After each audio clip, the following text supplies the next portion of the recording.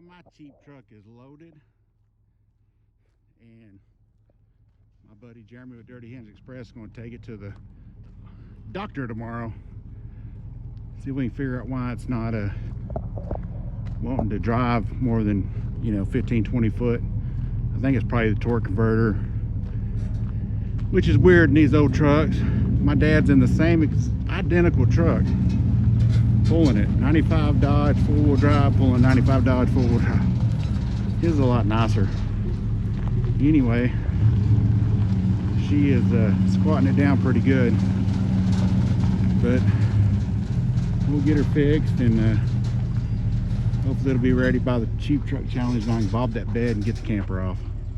Wish me luck. All right, he's loaded and strapped down and ready to go. Hopefully we can get this thing fixed, taken care of. Danny's Auto Clinic over in Abilene. Gonna look at it for me.